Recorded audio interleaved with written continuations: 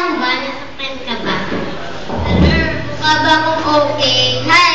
Anyway, thanks.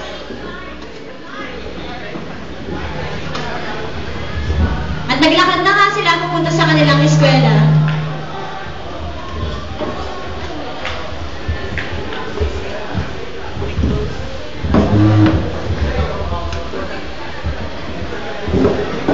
At pagdating sa classroom,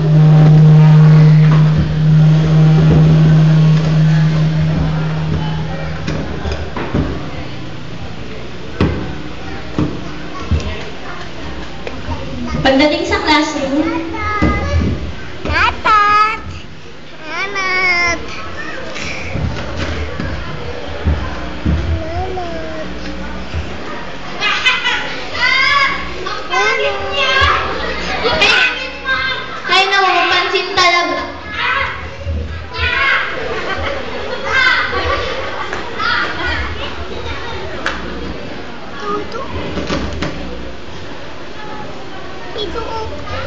Ay naku, mapansin talaga.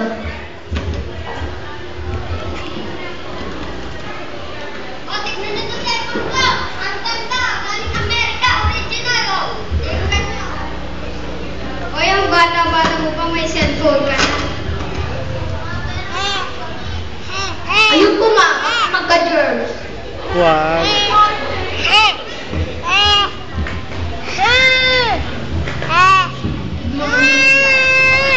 Panorin mo si Bobby rin, no? Si Bobby. Miss Hansis. Si Bobby, tingnan mo si Bobby. Morning. Take your seat.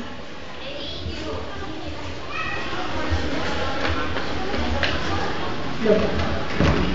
Your pencil.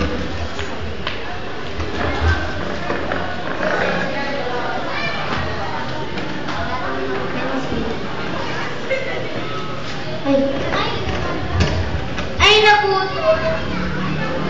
Naputol ba ka mo? Naputol ba ka mo? Tignan niyo tong pencil case ko. Ang daming pencil. Galing pang ibang bansa. Oh, uno, oh. Peram naman kami niya. Oo nga, peram naman kami.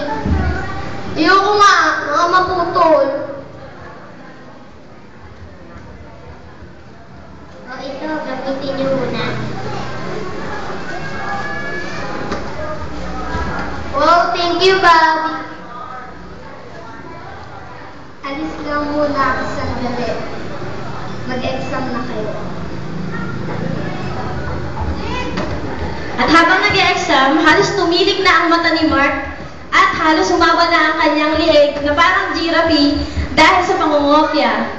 At si Bobby naman ay nalalanalangin kapag nakakalimutan niya ang sagot at ibinibigay naman at tinutugon naman ni God ang kanyang panalangin.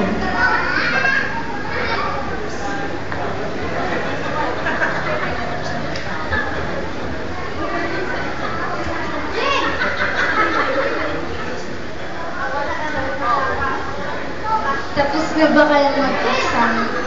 Ano na yung mga paper niyo? Dresses na kayo. Teka lang. Binibidyo na si Bobby.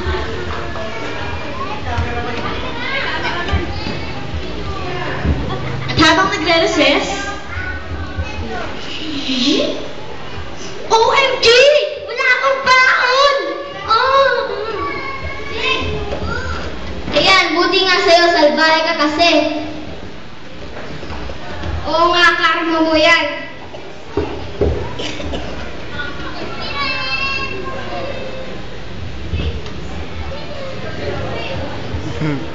Dalawa na sila nandun. O, ito Mark, happy tayo.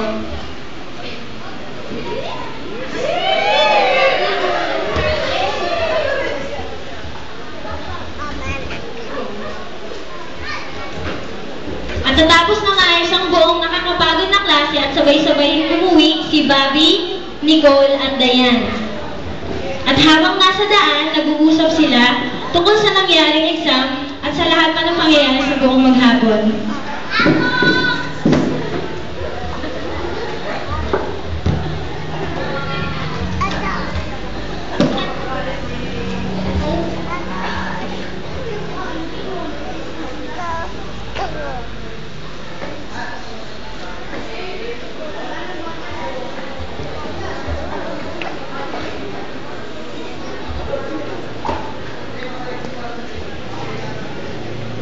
Bobby, bakit mo binigyan si Mark ng baon mo? Eh, salba-salbahe nun. Oo nga, ang damot-damot pa nun. Eh kasi natutunan ko sa Sunday School na kahit masama ang isang tao, kailangan maging mabait ka pa rin sa kanya. Katulad ni Jesus, kahit pa tayo ay naging masama at makasalanan, siya ay naging mabuti pa rin sa atin. Tayo ay kanyang niligtas. Pero ano bang dapat namin gawin para maligtas? Romans 10:9. Ang sabi sa Romans 10:9, if you confess with your mouth that Jesus is Lord and you believe in your heart that God raised him from the dead, you will be saved.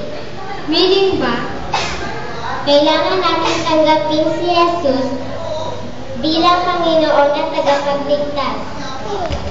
Ganun ba? Sige, tatanggapin ko na rin si Jesus bilang Panginoon ko at bilang tagapagligtas. Ako rin, tatanggapin ko rin siya. Rain.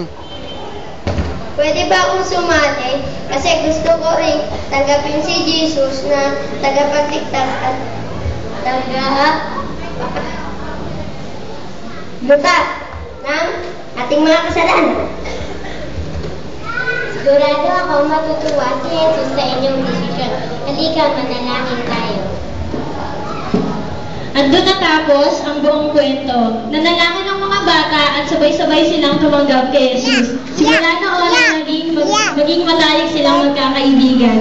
Nakita naman natin na ang buhay ng isang batang Kristiyano ay nagiging ilaw sa isang hindi mananampalataya. Nawa lahat ng bata at lahat ng Kristiyano ay maging ilaw din sa lahat ng mga napapaligiran nila. At doon po nagtatapos ang kwento.